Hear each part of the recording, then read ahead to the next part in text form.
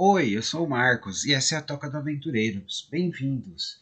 Hoje nós vamos falar no segundo volume da trilogia do Vale do Vento Gélido, Rios de Prata, publicado originalmente no Brasil pela editora cujo nome não deve ser dito, no ano de 2005, com esta capa e essa arte maravilhosa. Recentemente, a editora Jambo, te amo Jambo, publicou no Brasil Rios de Prata, e ele está disponível no site da Jambo. Eu recomendo a vocês que peguem. Muito bem. Ah, este aqui foi traduzido pela Karine Ribeiro. Valeu, Karine. Muito bem. Da trilogia do Vale do Vento Gélido, sinceramente, Rios de Prata é o meu favorito. Por quê? Porque é a versão do Bob Salvatore, o autor, do que seriam as Minas de Moria, do Senhor dos Anéis, sabe? Porque, como nós vimos no romance anterior, o Bruenor procura a terra natal dele, que ele teve que abandonar por causa que um grande mal chegou. E só sobreviveram os muito jovens e os muito velhos. E os muito velhos já se foram, e o caminho foi esquecido. E no final do nosso primeiro livro, eles começam uma jornada, na qual o Regis não quer ir. Mas aí teve um pequeno cliffhanger, que vai ter um pequeno spoiler aqui.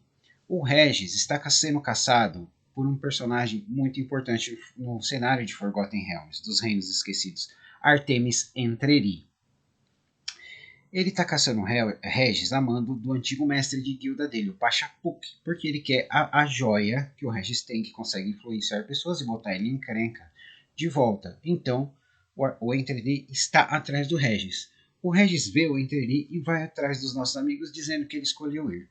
O Drizzt e o Bruenor sabem que tem caroço nesse angu, mas eles levam o Regis assim mesmo. Enquanto isso, na cidade de Brinchander, em 10 Burgos, como o Regis deixou a casa dele, o palacete dele, o antigo dono, Cassius, diz que ele quer de volta. Então a Catiabri vai lá com alguns anões para pegar as coisas do Regis e guardar.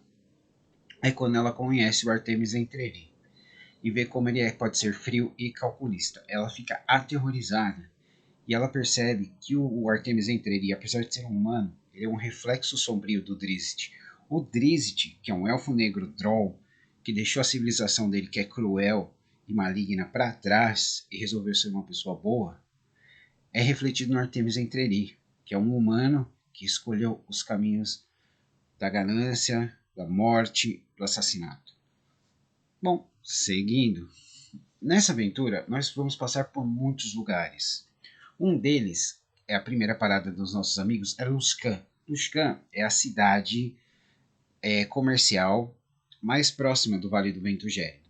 Lá, nós vemos muitas coisas, como a famosa Torre das Hostes Arcanas. Nessa torre está o Dendibar. Dendibar foi das pessoas que influenciou o Arcar Kersel no primeiro livro a atrair o mestre dele para ele ficar com o lugar do mestre. Nós já vamos falar dele daqui a pouco. Muito bem, quando chegou em Luskan, o Drizzt, mais uma vez, ele lida com o racismo por ele ser um elfo negro, um elfo sombrio. E eles são negados a entrada na cidade. Até que nós vemos um guarda chamado Girdan, que reconhece o Drizzt pelo nome e convence o, o chefe dos guardas do portão a deixar ele entrar. Eles acham estranho, mas tudo bem. O Girdan, na verdade, ele é um agente do Dendibar e vai até a Torre das Hostes Arcanas, onde ele compete pelos favores do mago com Sidney, ou Sidneia, que é uma maga, uma feiticeira, que é aprendiz do Dendibar. É uma questão de troca de favores e informações. E o Dendibar está muito interessado porque ele acredita que o Drizzt está com o fragmento de cristal Crescinibon, o qual nós sabemos que aconteceu com ele no primeiro livro. Bom, essa é uma jornada muito legal. Eu não quero ficar dando spoilers, mas nós temos o Wulfgar com seu primeiro contato com a civilização. Temos uma briga de bar. Nós temos a Catiabri que decide seguir os nossos amigos e é capturada pelo Artemis. E o Artemis acaba entrando em contato com o Dendibar e se aliando ao grupo que ele vai mandar atrás do Drizzt, que é o Gírdan, que ele não se dá bem com o Artemis Entreri, o Sidneia, e ele manda também o Bok, que é um golem de carne. Um golem de carne é basicamente um Frankenstein, porque ele quer o fragmento de cristal. Muito bem, a gente vê os nossos amigos passarem por muitos outros lugares, como Nesme, a cidade que fica de fronteira com os pântanos eternos dos Trolls. Nesme é uma cidade que, se você é um jogador e quer começar como um Ranger, essa seria a cidade, porque você enfrenta os principais monstros que qualquer uma pessoa do pântano enfrentaria. Você tem homúnculos, que são os Tocos. Você tem os famosos Trolls, são os pântanos eternos, também chamados de Charco dos Trolls.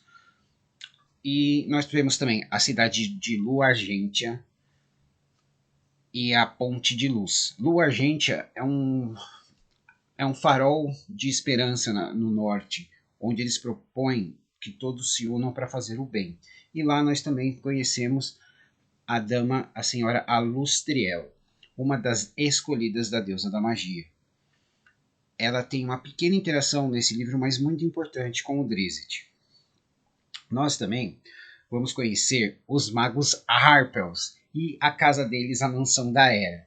Os magos Harpels são completamente malucos. Eles primeiro descobrem como uma magia legal para depois se preocupar com as consequências. Mas eles precisam de informações e a mansão da Era é um dos locais que eles podem encontrar. E eles conseguem um pouquinho de informação e seguem. Nesse livro também somos apresentados aos bárbaros Utgar, os bárbaros que vivem nas terras após o Vale do Vento Gélido.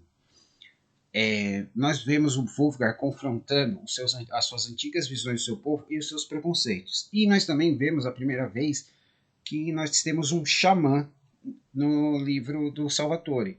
E é muito interessante, porque mais para frente, na vida do Wolfgar, isto volta nos livros futuros. Nossos heróis conseguem, enfrentando monstros e inimigos, sendo perseguidos, até que eles encontram a casa do Buenor, o Salão de Mitral. Lá nós descobrimos, spoiler, que o salão foi tomado por Durgar, os Anões Sombrios. Anões Sombrios são o equivalente aos anões do que os Drolls são para os Elfos da Superfície. E eles têm um mestre. Eu não vou estragar aqui com um spoiler dizendo como é o mestre e qual é essa batalha. Mas existe um momento nesse livro que o Drizzt e o Artemis Entreri se encontram e, em vez de ter um duelo, eles têm que trabalhar juntos para sobreviver. E aí o Drizzt percebe, e o Drieri também percebe, como eles são parecidos, como eles são reflexos um do outro, e eles se odeiam. Nesse livro nós também temos o surgimento, a criação de Talmaril, o Caçador de Corações, um arco élfico que os nossos heróis encontram. Esse livro é o meu favorito porque ele é, como eu falei, é uma versão com ação das Minas de Moria ou quando os anões em A Desolação de Smaug, sabe? A gente vê bem o complexo dos anões, como eles viviam, como são suas defesas. A gente vê as batalhas que têm que ser feitas com inteligência e técnica. Nós vemos um momento muito legal quando o Bruenor descobre o que aconteceu com o pai e com o pai dele. Então, nós vemos também o Regis tendo que aprender a confrontar os erros dele do passado e as consequências que tem para os amigos e família dele. Então, gente, é isso. Rios de Prata, por R.A. Salvatore, é o segundo volume da trilogia do Vale do Vento Gélido. Ela é cheia de ação, aventura e é muito divertida. Eu sempre comparo os livros do Salvatore a filmes do Indiana Jones, os 3 primeiros que deveriam ser os únicos a terem resistido. Muito bem, eu sou o Marcos, essa é a Toca do Aventureiro, muito obrigado e até a próxima.